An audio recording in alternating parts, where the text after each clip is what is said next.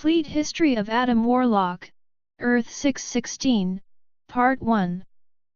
Warlock was created by the group of researchers who called themselves the Beehive. The goal of the researchers there was to create the perfect human being, the pinnacle of future human evolution. Fortunately for the denizens of Earth, the new being was a creature beyond the control of his creators. The creature whom they had created, then known only as him, emerged and immediately sensed, upon his emergence, that his creators sought to use him for evil ends. He lashed out, damaging the complex and injuring his fathers, and promptly escaped. Unfortunately for him, he was a being with no life experience due to his unique conception. He promptly encountered Thor, and attempted the abduction of the Lady Sif in order to mate with her. This act would be repeated in a more benign, but no less infuriating, fashion by his gene sister Her, now known as Kismet. Thor naturally took offense to this kidnapping, and promptly beat the young godling near to death. Him promptly retreated to the safety of a regenerative cocoon and thus was later reborn. Upon his rebirth, Him was renamed as Warlock by the High Evolutionary, who became a guiding force in the life of the reborn godling. The High Evolutionary gave Warlock purpose, direction, and the vampiric soul gem. Soon afterwards, Warlock journeyed to the planet called Counter-Earth, one of the High Evolutionary's experiments, that had recently been contaminated. Counter-Earth had been an attempt to create a utopian society, and it had been so till the evil man-beast, a renegade creation of the High Evolutionary, had corrupted it. The man-beast was to become Warlock's greatest enemy. Warlock met 4 teenagers, David Carter, Jason Gray, Eddie Roberts, and Ellie Roberts. Ellie gave him the name Adam, because she thought he needed 2 names instead of 1, as it was on their planet. Following Warlock's arrival, Cobra located him for the man-beast, and sent Rodan after him. Warlock faced off against Rodan, and ended up returning him to his original form. The group traveled to the city, and were tricked by the man-beast, disguised as a prophet, into finding his lair. Warlock was captured and was forced to join the man-beast's side or be killed. Warlock told the man-beast that he would never join his, the man-beast's, side, so the man-beast resorted to making Warlock think that his friends had betrayed him. But this backfired on the man-beast, for it enraged Warlock even more, and he ended up defeating the man-beast. Warlock became the first superhero on Counter-Earth. He traveled that world with David, Jason, Eddie, and Ellie, trying to rid Counter-Earth of the evil presence of the man-beast. Eddie's and Ellie's father, Col. Barney Roberts, asked Warlock to be present during the launching of a rocket. However, during the launch, onlookers were attacked by evil new man Triax. Triax grabbed Eddie and Ellie, and brought them atop a building. Warlock fought Triax, but it was the intervention of Col. Roberts's attack planes that made Triax throw Eddie off the building, to his death. Warlock was unable to save Eddie Roberts, and this angered him so much that he killed Triax. After Eddie's funeral, Warlock went into hiding in the Mojave Desert, where he spun a cocoon around himself and slept in it for a few weeks. He was awakened when 2 geologists found that President Rex Carpenter was doing bomb tests near the San Andreas fault line, and by doing so would cause massive earthquakes. When the bomb went off, Warlock managed to contain most of the destruction, but the bomb also triggered the activation of the Death Birds, bird-like robots that kill. Warlock, with the help of Victor Von Doom of Counter-Earth, defeated the Death Birds, and Warlock was praised as a hero by the people. However, his victory was short-lived, because a couple of hours later, the president aired a message on TV saying that Warlock was a menace and a threat to everyone. After that, Warlock was attacked by the United States Army of Counter-Earth, and was forced to go into hiding. Astrella, whom he met earlier, met up with him, and told him where he could find his friends. However, this was a trap, and Warlock had to fight off the brute and the military at the same time. He met up with Von Doom at the cabin he was going to earlier, where a beaten Jason Gray was there warning them that everyone was in trouble. Jason filled them in as they put him to sleep. He said that David and Ellie had been falsely arrested for supposedly having started a riot. Warlock went to go bail them out, and when he arrived at the police station, he stopped angry protesters even though they were on his side. Just as Warlock bailed David and Ellie out, Von Doom ran up to them saying that the brute had returned and was draining away all of Counter-Earth's geothermal energy. Warlock and the others journeyed to Counter-Earth's core to stop him. Warlock fought the brute, but ultimately, it was Von Doom's heroic sacrifice that saved everyone's lives. A few days later, a riot broke out in Washington, D.C. The riot was caused by two creatures, so Warlock, being the hero, went to save citizens. Though Warlock fought the beasts, they teleported him to the inside of the Oval Office in the White House and disappeared. President Carpenter, who was waiting for Warlock there, revealed that he had actually been the man-beast the entire time. 2 weeks later, having presumably lost the fight to the man-beast, Warlock was released from captivity by Recorder 211. Warlock gathered his army over the next few days in order to rebel against the man-beast. He even inducted the Hulk from the original Earth into his ranks. Seeking to stay evil and stay tyrannical, the man-beast used the Hulk as a Trojan horse to infiltrate Warlock's ranks by implanting a chip in the Hulk's brain that would make him attack Warlock and his followers. Though Warlock was able to free the Hulk of the man-beast's control, that ended up getting him and his followers captured. Warlock was then to be killed in a public trial, but he retreated into his cocoon at the last minute. Thinking he was dead, Warlock's followers and the Hulk attacked the man-beast in an all-out endeavor. However, Warlock returned, now more powerful than ever, and evolved the man-beast and all the evil new men back to their original animal forms.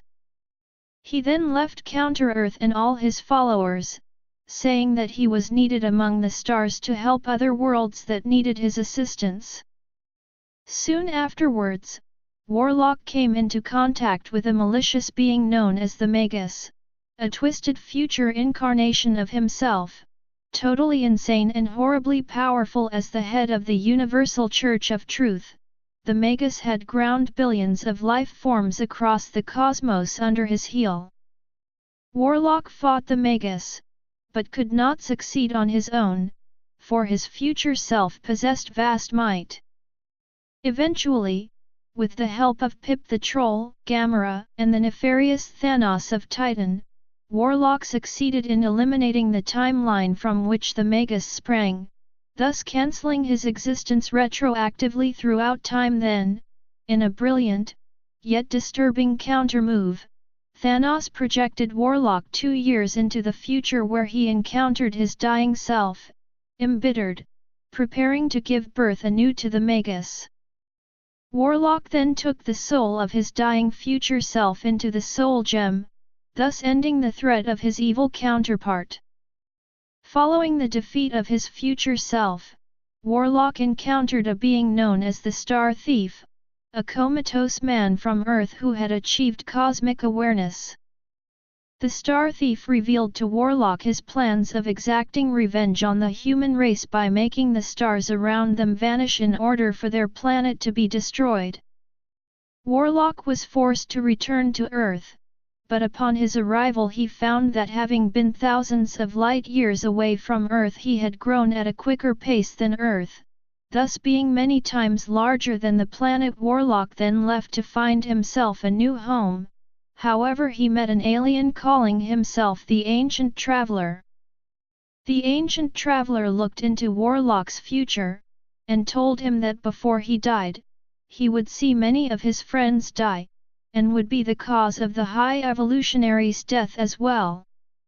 Now knowing this, Warlock left to find the answers he sought within the Soul Gem. The gem revealed that it was one of the 6. The gem then tried to enslave Warlock, but Warlock overcame the gem by threatening to commit suicide so that it would lose its host, leaving it alone on a deserted planet. Warlock then left the planet to travel the stars yet again.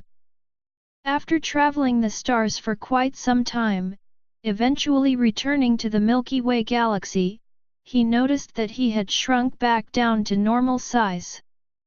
He then intercepted a rocket that was drifting away from Earth.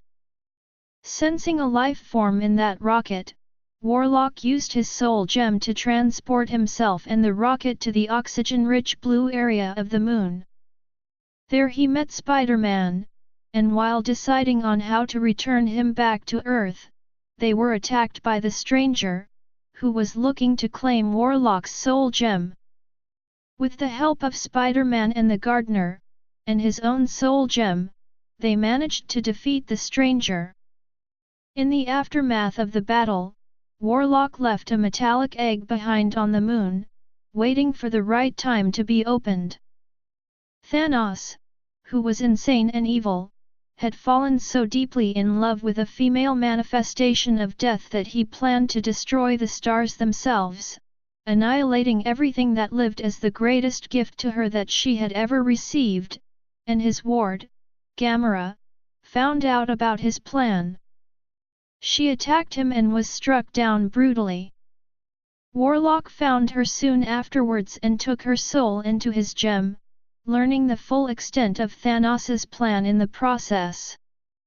Distraught and enraged, Warlock sought out allies to assist him in his gambit against the Mad Titan. He journeyed to Earth, and to the mansion HQ of the mighty Avengers. There he told them, and the recently arrived Captain Marvel and Moondragon, of Thanos's plan to detonate all the stars. The Avengers then made immediate plans to attack Thanos's starship, the Sanctuary 2. However, as he had in an earlier scheme to gain ultimate power, Thanos would sow the seeds of his own destruction. Thanos purposely enraged Adam Warlock, by wiping the mind of Adam's companion Pip, and leaving him to be found. When Warlock found Pip's mindless form, he drew his friend's spirit into his soul gem. But before attacking Pip, Thanos had told him of his plan, and drawing Pip's soul into the gem caused Warlock to learn of the plan. Warlock and Captain Marvel immediately attacked Thanos, destroying his projector. Marvel was rendered unconscious, but Warlock savagely attacked Thanos, who promptly struck him down. Before Thanos could move his star gem into another projector, he was attacked by Thor and Iron Man, who followed behind Warlock and Marvel. Thor attacked Thanos, while Iron Man shattered the star gem. A few minutes later, Marvel bore silent witness as the time-displaced past version of Warlock ended the suffering of his present self, drawing his restless spirit into the soul gem where he at last found a measure of peace. Immediately after, Thanos teleported away with Warlock's body, and led his crew to defeat the Avengers. With Warlock's gem, he possessed enough power, at least, to destroy Earth's primary soul. But before he could do so, a wild card was introduced in the form of the Thing and Spider-Man, who were compelled to find the battleground by Lord Chaos and Master Order, whose agent the In-Betweener is. Spider-Man freed the Avengers, and in the melee that followed, he shattered the sphere holding the soul gem. Inside the gem, Warlock sensed that he had one final task to perform. The gem struck the floor and, in a flash of light, the soul of Adam Warlock appeared from within the gem. Now a being of pure energy, Warlock lunged for the panicked Thanos, and killed him, transmuting the Titan's body to solid granite. Afterwards, the spirit of Warlock retreated back into the blissful world inside the gem itself. Warlock lived peacefully for several years in Soul World with Pip and Gamera, until Thanos again became a threat to all who lived. Encountering Drax the Destroyer and the noble Silver Surfer after Thanos abducted their souls, Warlock again made plans to thwart the Titan. To execute these plans, Warlock projected the souls of himself, Pip, and Gamera into 3 recently deceased humans. His powers reshaped their shattered bodies into new, more powerful versions of their old bodies. Then he went about gathering Earth's remaining champions to attack Thanos on his space platform. These include Hulk, Wolverine, and many others. However, the attack by Earth's heroes was a distraction designed to allow the Silver Surfer to snatch the almighty Infinity Gauntlet from Thanos's grasp. He failed. After ascending to the crux of all reality after defeating the universe's mightiest cosmic beings, Thanos lost his divinity due to the machinations of his granddaughter Nebula. Thanos was then talked into assisting Warlock in Nebula's defeat, whereupon Warlock himself gained the gauntlet and ascended to godhood. 32 Warlock was soon afterwards convinced by the living tribunal that he was unworthy to become supreme, and then divided the gems amongst himself, Soul, Gamera, Time, Pip, Space, Drax, Power, Moondragon, Mind, and secretly Thanos, Reality. The newly formed Infinity Watch defended the gems against the machinations of those who would misuse them.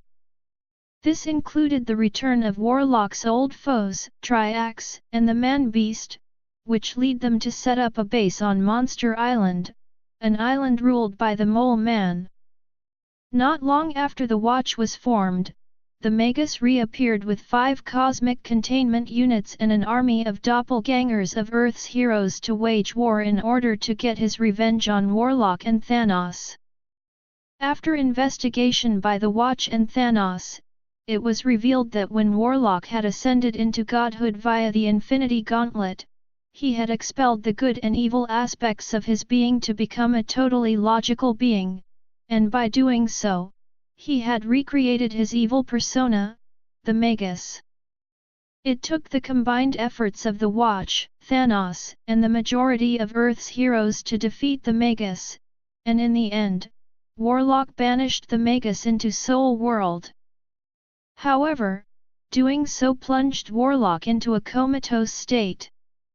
Soon after, Eternity visited Warlock in his deep sleep to wake him up from his coma. 3 With Warlock back in leadership, the Watch, using the powers of their Infinity Gems, faced off against enemies such as Mephisto, Count Abyss, and Maxim. When a being known as the Goddess kidnapped many of Earth's heroes in order to eradicate the universe of sin by means of killing off every living being, Warlock learned that his good side was just as dangerous to the universe as his evil side was. Physically absent from most of the fighting, Warlock and Thanos once again teamed up to save the universe. While Earth's heroes were divided and fighting each other, Warlock and Thanos executed their complicated plan behind the scenes. The plan was a success and the goddess was defeated, and also banished to Soul World along with the Magus.